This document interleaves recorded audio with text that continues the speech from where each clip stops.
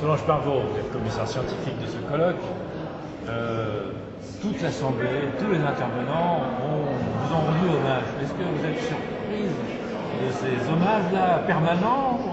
Est-ce que ça vous met en difficulté ou est-ce que... Oui, je pense que ça me met en difficulté parce que j'aime bien travailler dans l'ombre, mais de façon efficace.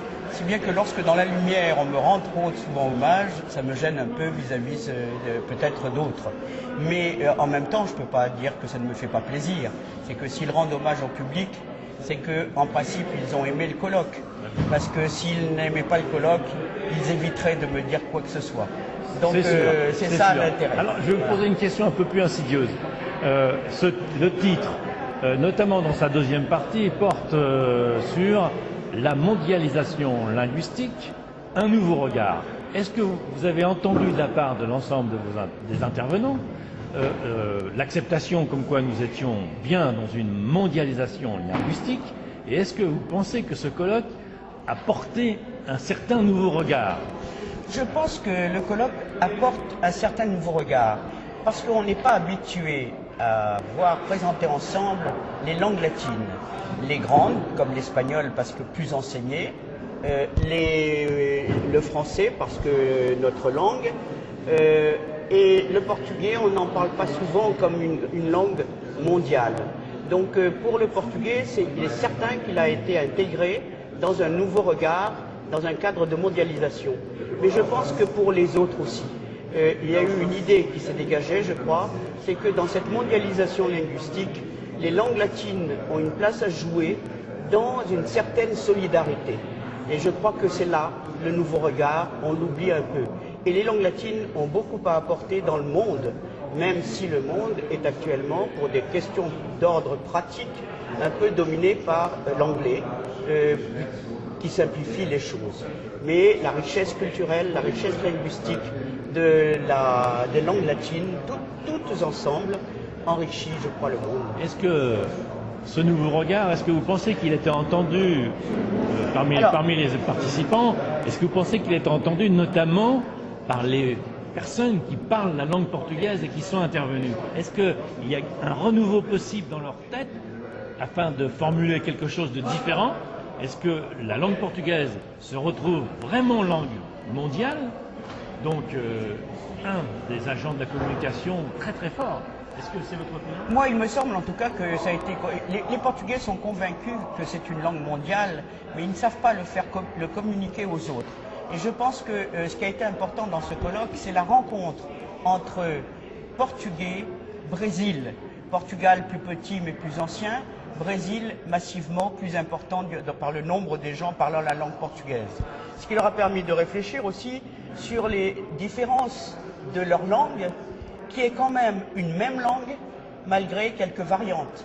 Je pense que le français de Marseille est la même langue que celle de Paris, et pourtant je sais que quelqu'un est de Marseille parce qu'il n'a pas le même accent. C'est un peu la même chose entre Portugal et Brésil. Je crois que oui.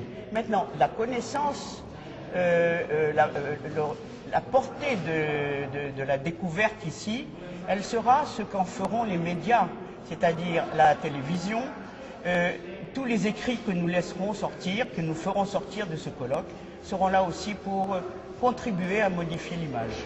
Un dernier point. Vous avez fait venir M. Louis-Jean Calvet dans sa première intervention, leçon inaugurale, comme vous avez intitulé son intervention. Il a eu quelque part des mots qui ont un peu choqué l'assistance. Je vais vous dire, il a dit « mais les langues meurent comme les feuilles d'automne ». Bon, il y a des gens qui n'ont pas été d'accord avec cette vision des choses. Quelle est votre opinion là-dessus? Je pense qu'effectivement, les langues, à un moment donné, meurent comme les feuilles d'automne, ou peut-être se transforment comme les feuilles d'automne, qui deviennent jaunes, qui deviennent rouges, qui deviennent belles. Et en fin de compte, le latin est une langue qui est morte, c'est une langue morte, mais qui a donné naissance à plusieurs langues latines qui, elles, sont belles, encore vivantes, évoluent. Et comme toute évolution, je crois, et là je ne veux pas devenir philosophique, nous allons vers une mort, mais plus ou moins lointaine, Donc, et j'espère que celle-là est très lointaine. D'accord, d'accord. Donc on se projette dans plusieurs siècles, disons dans 5 siècles. Peut-être. Est-ce que vous pensez que le Portugal va donner naissance à quelques autres langues, plusieurs langues portugaises africaines, plusieurs langues portugaises brésiliennes? Pourquoi pas? Je peux pas vous dire non dès maintenant, mais pourquoi pas? Tout va dépendre aussi de... Allez-y, Ah, peut-être il y aura des variantes plus ou moins accusées, mais il y aura peut-être une trame commune qui font que, encore, nous, tout en étant latin, français, italien, etc., nous nous appelons langue latine parce que nous avons des traits communs. Et pourtant, nous sommes très différents entre l'espagnol, l'italien et le français, par exemple. Dernier mot. Alors, est-ce que la francophonie, le français, pour être clair, est-ce que le français aussi court les mêmes dangers ou au contraire les mêmes développements positifs? Le français aussi, mais je pense que pour retarder ces morts, il faut qu'il y ait des volontés politiques. Et ces volontés politiques, c'est les volontés d'enseignement, c'est les volontés d'entente. Et je ne sais pas si vous avez entendu la communication du représentant de Cervantes, qui expliquait bien comment, en fin de compte, l'espagnol essaie de résister, de se présenter comme une même langue, tout en reconnaissant les variantes. C'est-à-dire, il y a des académies dans tous les pays de langue espagnole, et entre eux, ils s'entendent pour essayer de conserver la langue. Nous pouvons la conserver au niveau des textes et au niveau scientifique. Nous ne pouvons pas... au niveau du parler, nous ne pouvons pas. Le parler est extrêmement vivant. Est-ce que vous comprenez certains films, dont j'oublie, je crois que ça s'appelle La Missive, qui se passe dans un collège français, entre élèves du collège, je peux vous dire que je n'ai pas compris.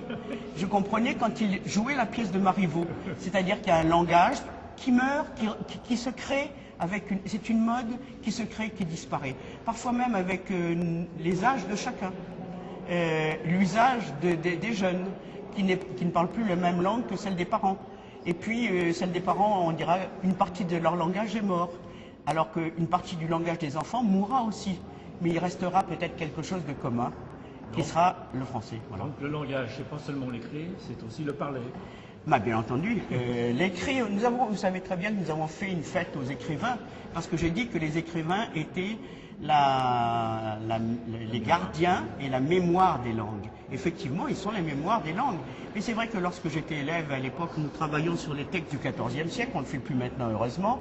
Je peux vous dire qu'il fallait que je fasse une version latine. C'était la même chose, il me fallait un dictionnaire, je ne comprenais pas le français du XIVe siècle. Et c'était du français. Et s'il n'y avait pas eu les textes, je ne saurais pas ce que c'est, le français du XIVe siècle. Dernier mot, est-ce que vous êtes fâché ou réconcilié avec le fait que vous ayez choisi à un moment donné, un peu par accident, le portugais comme travail? Alors là, non. Parce que je pense que la vie doit être faite, elle est préparée, on peut tout programmer, mais il faut qu'elle ait une partie de surprise. Et pour moi, ça a été une grande surprise, le portugais. On me l'avait caché complètement à l'école. Très peu de références au Portugal ou même au Brésil de mon temps dans les manuels, que ce soit d'histoire, de géographie ou même de français, où il y avait plein de traductions d'anglais mais pas de traduction de portugais. Je l'ai rencontré par hasard après mes études d'espagnol. Ça a rempli toute ma vie, et avec une langue que j'ai appris en France, j'ai des joies différentes lorsque je suis au Portugal ou lorsque je suis au Brésil ou même lorsque je suis en Afrique, parce que la langue s'enrichit des cultures. Et les cultures apportent des sensibilités différentes. Et voilà. C'est ce que vous souhaitez à tout le monde? Oui, oui. De rencontrer une langue, que ce soit le portugais ou une autre. Oui. Une langue qu'on ne connaît pas. Voilà. Une langue de l'inconnu, car elle est une joie de la découverte. Et après, des joies qu'on découvre au fur et à mesure sur le terrain. Merci, Serge Parvot. Merci.